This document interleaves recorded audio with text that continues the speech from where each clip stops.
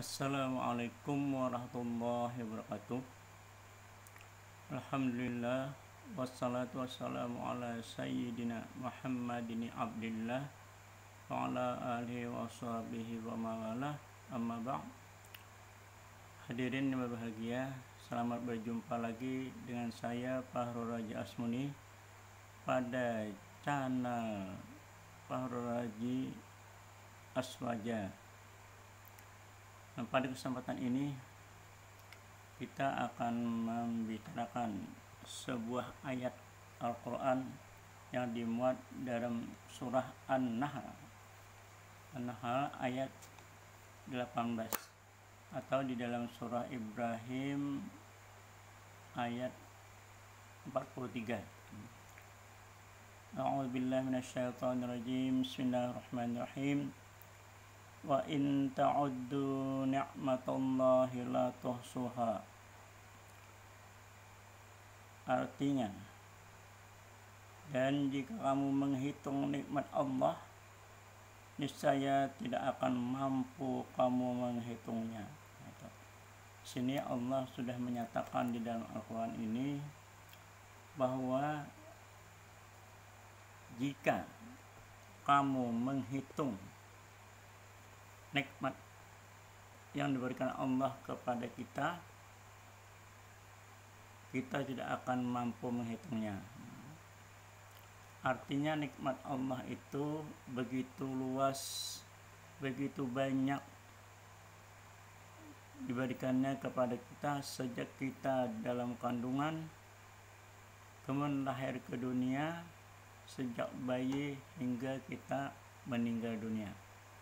Nah, di sini kalau kita bandingkan nikmat Allah itu seperti pasir di pantai, maka nikmat Allah itu lebih besar lagi, lebih banyak lagi. Jika dibandingkan dengan banyaknya rambut di kepala, maka nikmat Allah itu lebih banyak lagi daripada banyaknya rambut di kepala. Itulah nikmat Allah yang begitu besar diberikannya kepada manusia, baik kepada umat Islam ataupun kepada non-Islam atau kafir. Di sini kita bagi umat Islam bahwa nikmat Allah itu diberikan kepada kita sebenarnya tidak cuma-cuma atau tidak gratis. Artinya di sini Allah meminta tuntutan kepada kita untuk melaksanakan kewajiban-kewajiban. Semakin banyak nikmat Allah itu diberikan kepada kita, semakin banyak tuntutan Allah kepada kita sebagai hamba Allah. Kita diberikan kewajiban lahir dan kewajiban batin sesuai dengan fungsi kita manusia, sebagai fungsi kita sebagai makhluk hidup. Itu kata Allah, wa ma khalaqtul jinna wal insa illa liya'budun. Tidak aku jadikan jin dan manusia kecuali untuk menyembah kepadaku, kecuali untuk berbakti kepadaku, kecuali untuk menjadi hambaku. Kita diberi kewajiban, kita dicipta, kemudian diberikan nikmat ijad dan imjad. Adalah untuk menyembah, untuk berbakti kepada Allah, untuk melakukan kewajiban-kewajiban yang diberikan tugas Allah kepada kita. Itu yang disebut dengan tuntutan Allah yang wajib kita laksanakan segi lahir, seperti salat, bayar zakat, naik haji ke Baitullah kalau mampu, dan kewajiban kewajiban yang lainnya diberikan kepada kita, itu yang lahir, yang mampu kita laksanakan oleh tubuh kita.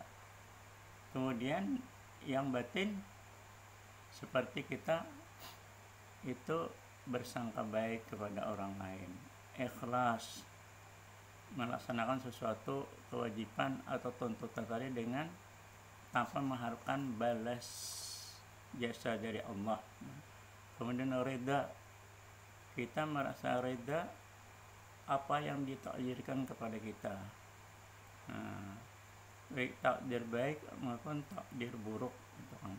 Segala sesuatu yang diberikan kita wajib kita terima dengan lapang dada, wajib kita terima dengan hati, baik berupa kenikmatan-kenikmatan yang membuat kita senang ataupun ujian-ujian yang diberikan kepada kita.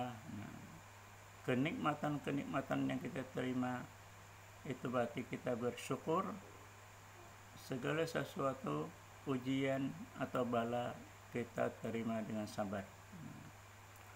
Dan apa yang kita terima itu kita di dalam hati mengatakan bahwa kita ini tidak punya daya upaya, kita tidak punya kemampuan kecuali dengan Allah, kecuali dengan kehendak Allah, kecuali dengan kekuasaan Allah. Itu di istilah lain disebut ittirar.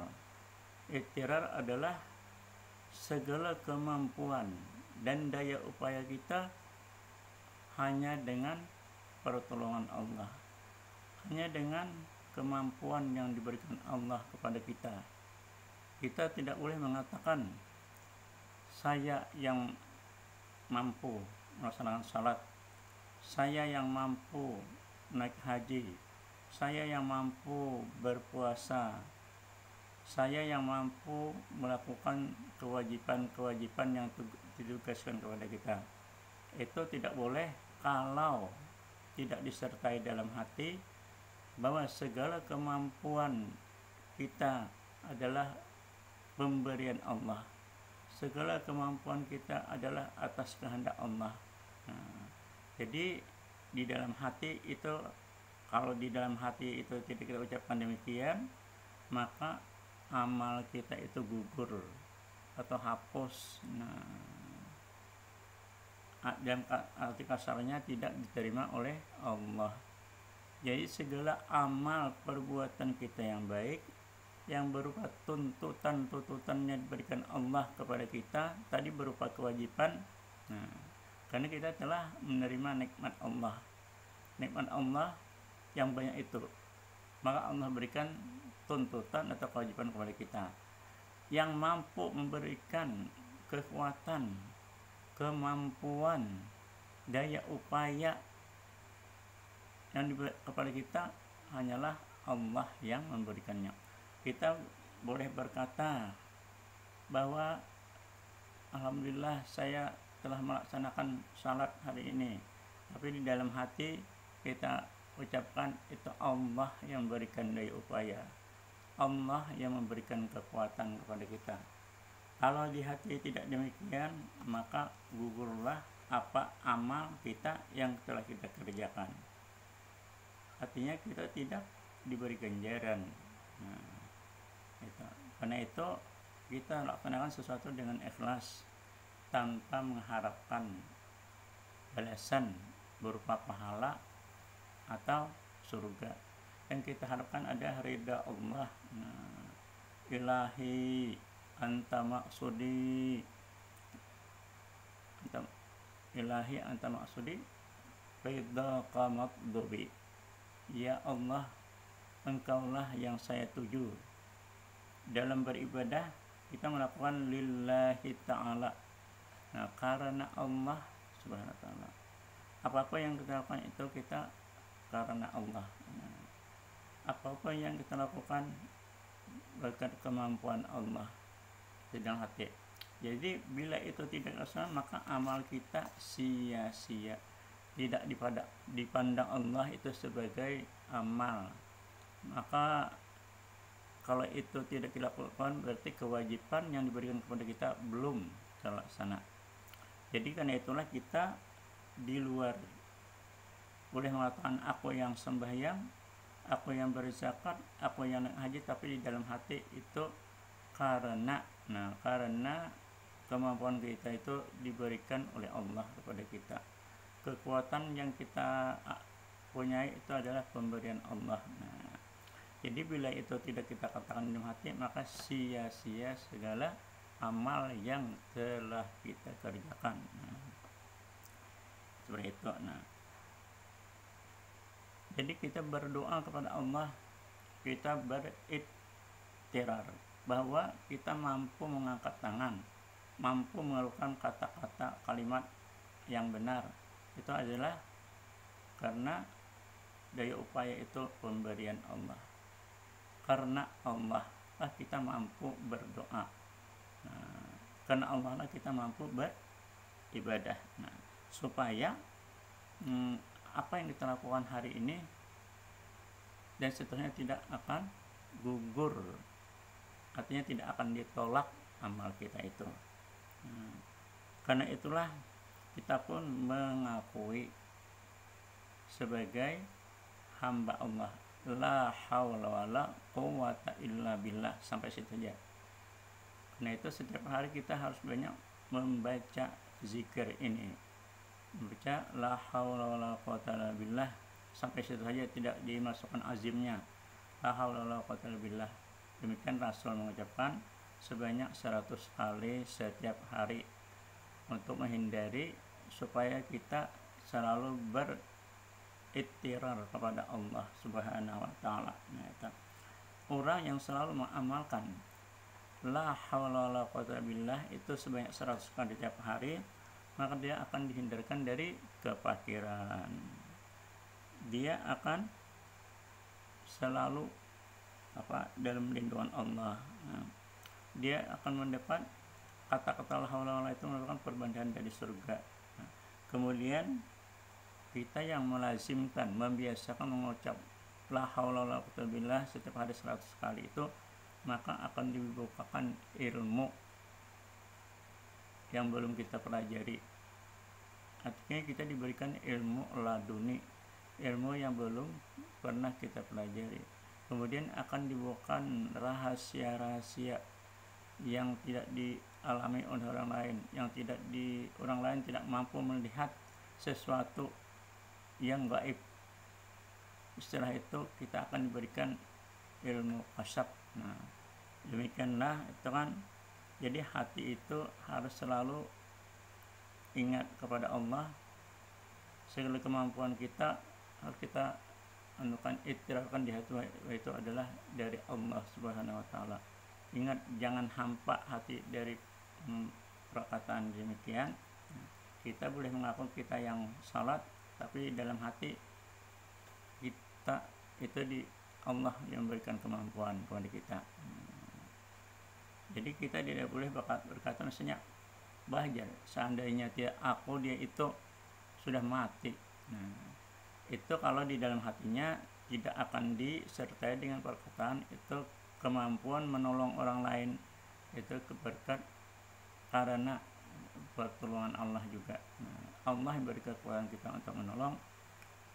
Jadi dengan demikian maka hidup kita itu menjadi mulia di mata Allah dengan kita beriktirar itu. Salah khilaf, maaf, wal afu minkum. Assalamualaikum warahmatullahi wabarakatuh.